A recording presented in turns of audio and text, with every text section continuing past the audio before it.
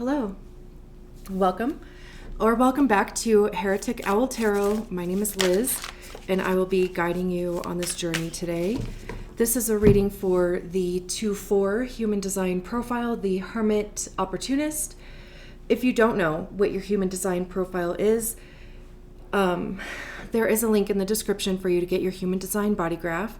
I'm like, why am I out of breath? It feels like I've been talking like with one singular breath. Like, let me just take a breather here. Jeez. Yeah, if you don't know what your human design profile is, there is a link in the description for you to get your human design body graph, and your profile will be listed on there.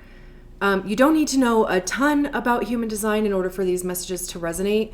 My intention is for these messages to be like an additional source or avenue to receive a message, because not every 2-4 is a Virgo or a, Aquarius. So definitely be sure to check out your zodiac sign readings if you haven't already. But yeah, let's set the intention and then we will get into your reading. And let me take a fucking couple deep breaths here, like Jiminy Crickets.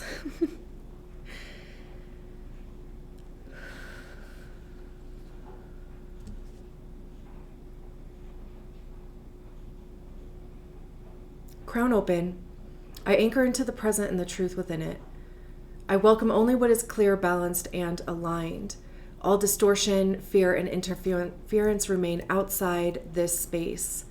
May these messages travel through me to those who called for them, carrying honesty, clarity, and calm. Great. So let's just get 3 cards for our 2-4s.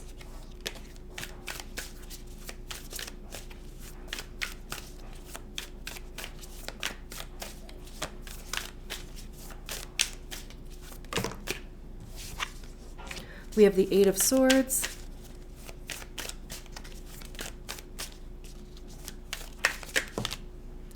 We have Temperance.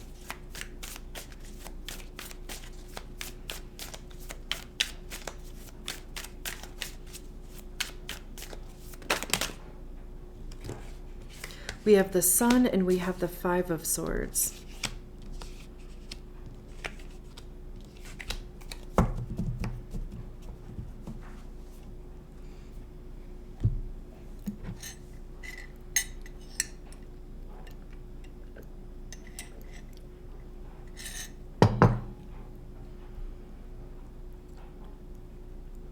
I was feeling this sense of being in limbo.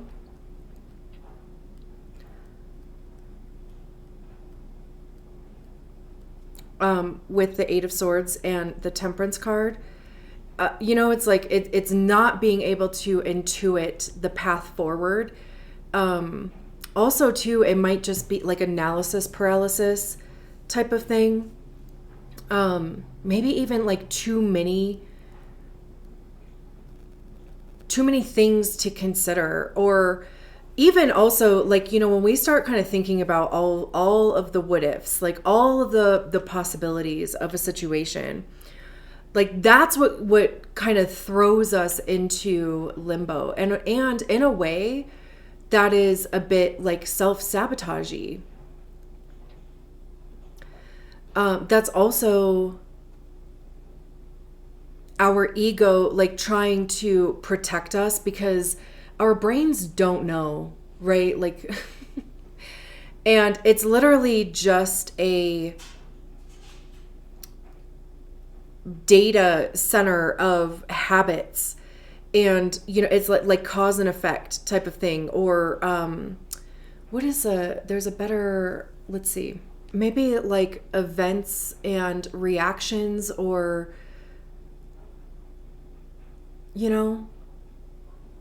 like a circumstance happens, we have an experience, and our brain like immediately goes into what it knows to do, and what it knows to do is to keep you safe. It doesn't know that you were just asked like, where do you want to go eat? And all of a sudden you're like, ah, every single restaurant that you like is like, like flooded into your brain or whatever. But it was like, there was a stress indicator there. And then your brain was like, this is what we do when we're stressed, right? Like that's the habit, that's the homeostasis that happens. And then eventually a resolution will happen in whatever aspect, or, like you're just eventually like, I don't want to choose, or what, like, it stresses me out to have to make those decisions. And your brain registers that reaction produced a certain resolution. So then it just keeps doing it. I don't know if that makes sense. Like, I hope it does. I don't know if that was like the best example either. That was just the first thing that came to mind. And that's like how the Eight of Swords is feeling to me, because the Eight of Swords really is like a self-inflicted mind prison. It's literally us thinking there's no way out, there's no solution. It's literally thinking of every single possibility, and they're usually not on the most positive side. It's usually also considering things that are not our responsibility either. It's like trying to manage or trying to control everything and everyone around you, and that is also impossible. But what that does is prevents you from moving forward. It keeps you stuck in that cycle. It keeps your brain believing that you're safe in there, even though you're stressed out, you're anxious, you're, just on that hamster wheel type of thing, right? Ruminating even. But it's like that's what your brain knows to do, knows what to do, or knows, okay. That's what your brain knows to do.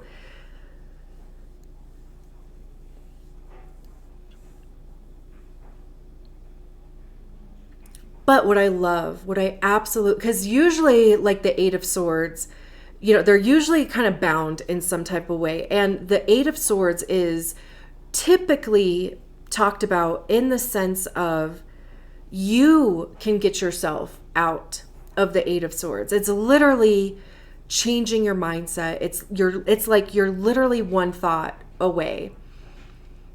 Which also, I mean, that kind of puts like a lot of pressure because, swords are our mind, our mindset, ego, beliefs, truth, everything that goes on in there, gremlins, how we're also even communicating those things. But what I love about this Eight of Swords is that there's this hand being offered here and this sword.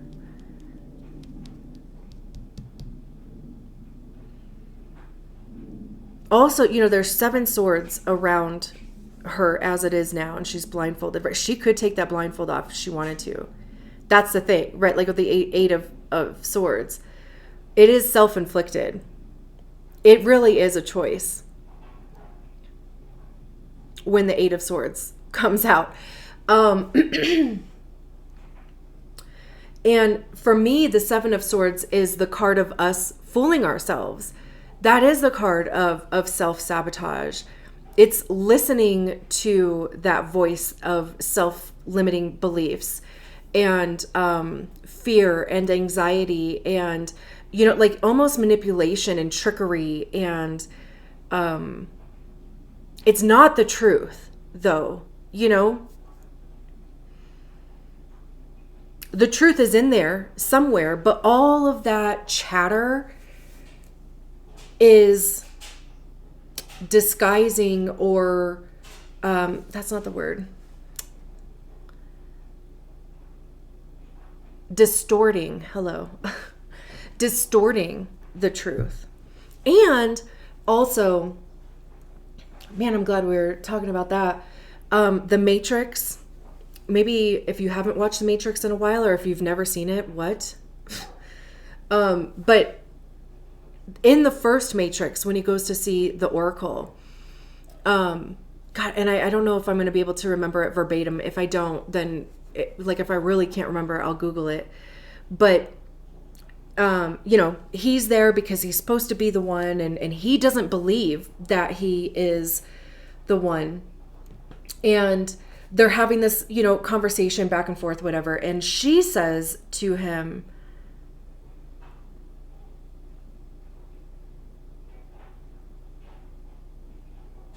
something along the lines of, you've already made the decision, and that's not what you're hung up on.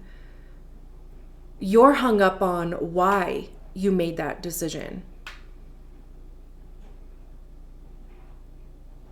Right? And that's what, I was saying, it's trying to manage things that aren't your responsibility. Your responsibility is to make those decisions for you, for your highest good, through your intuition, your own guidance.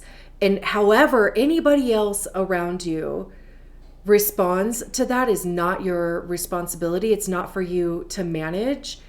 And then I think in the last matrix, the white rabbit, the white rabbit says, choice is just an illusion. You already know what you want to do, which is another way of saying you already made the decision. You're just stuck in believing that there's other choices to consider. But yeah, so anyway, what I love with this Eight of Swords is that there is this hand coming in that is offering the Ace of Swords, the truth, a new idea, a new perspective. Maybe it is going to be a conversation you have with somebody. Maybe it could be a chance encounter that you have with somebody. Maybe it's even too just, having if it is a matter of needing to have a conversation with somebody and being worried about how it's going to go, it could be just literally having that conversation and it going better than you thought it was going to go. But there's something being offered here. A piece of advice. A perspective shift. Somebody could just be talking about themselves, and their experience. And you're like, oh shit, I didn't even think about it that way. And, just something clicks, a light bulb goes off. All you have to do is remain open-minded.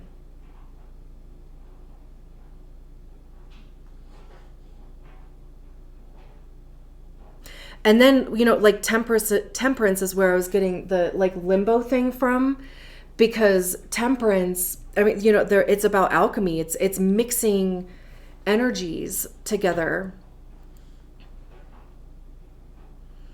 Even I was literally saying, a conversation could go better than you thought, or conflict could be resolved in a way that's better than you thought it was going to go. And maybe too, it was a matter of needing to step away from the conflict. And it's on one side, you're thinking about it. Maybe you're worried about it too. Just worried about the outcome, worried about what's going to happen, whatever.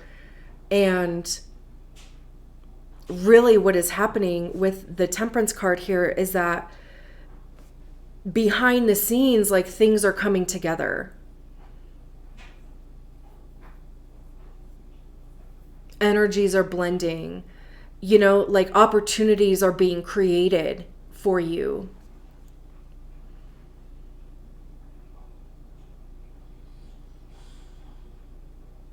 And again, it's literally about remaining open-minded,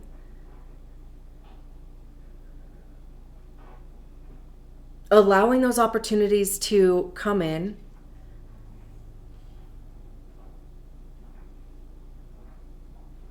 Also, if you are with the blindfold, it really almost kind of forces you to rely on your other senses. And for me, like, especially, and really only with tarot, when I see somebody blindfolded, I'm like, okay, so the decision or the epiphany or perspective or whatever, like, it's not going to come from the mind. It's going to come from the body. It's going to come from your intuition. It's going to come from really feeling into, how do I actually feel? You know, because sometimes it can be different than how you are, like, perceiving. Like, no, I actually really do feel good about the way that this is going, or the potential of this thing or whatever. But it, you know, then your brain, again, like I said, it like just kind of distorts the truth because of trying to manage things that are not really your responsibility. And then, like I said, you know, like with the Sun card and the Five of Swords, like that's why I was saying a conflict could be resolved in a way that is just better than maybe you thought it was going to go.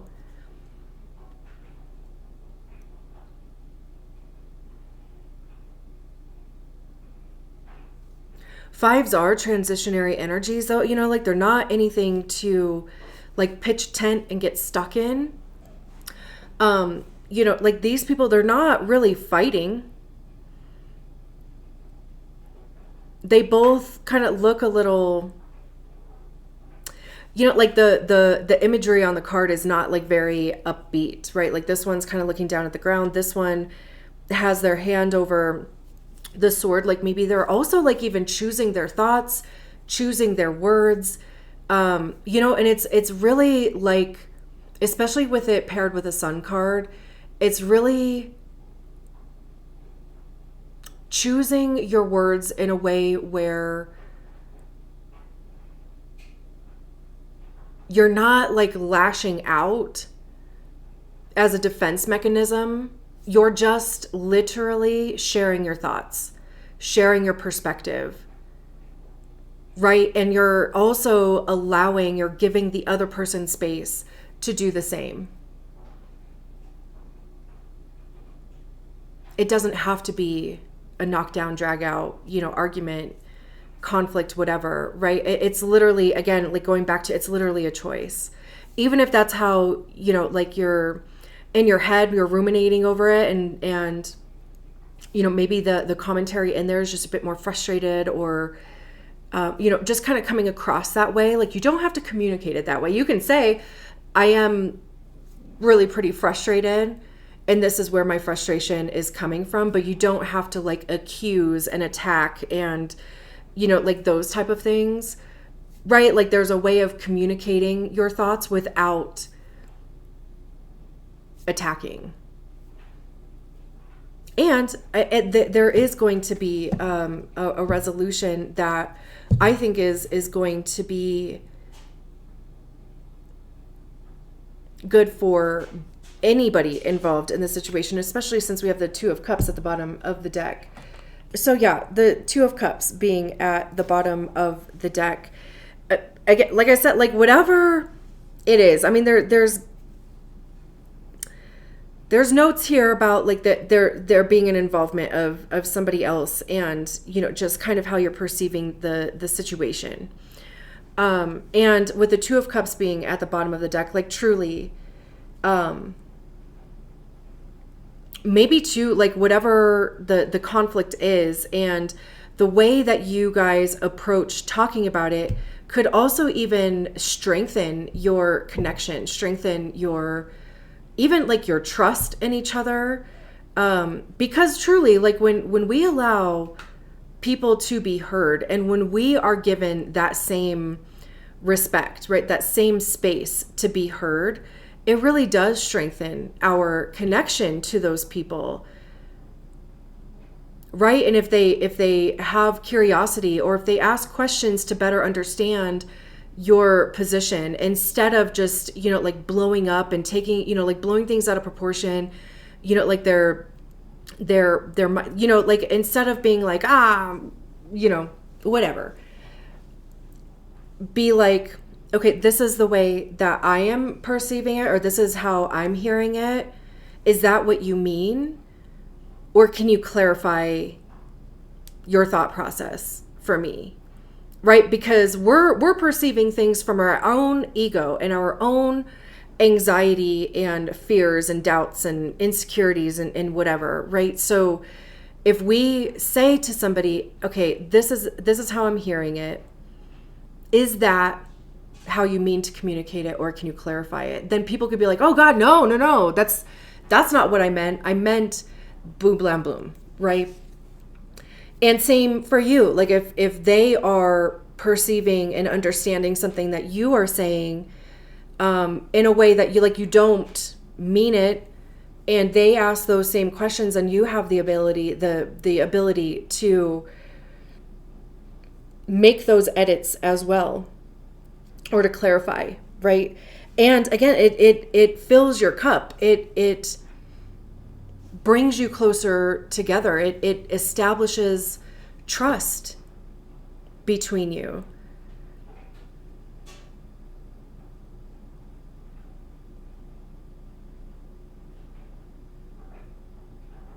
Beautiful. I love that the Two of Cups is at the bottom of the deck. It's like every little thing is gonna be all right. The Nine of Cups, yeah, wish fulfillment, like especially the Nine of Cups coming after, being in a period of the Eight of Swords.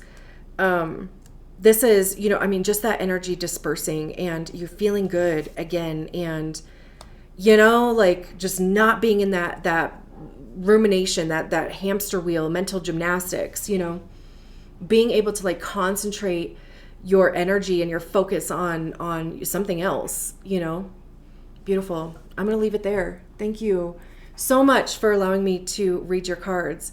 And I close this space with gratitude and ease. All energies are released, returning to their rightful paths. May what was received be integrated with clarity and peace. Thank you. Bye.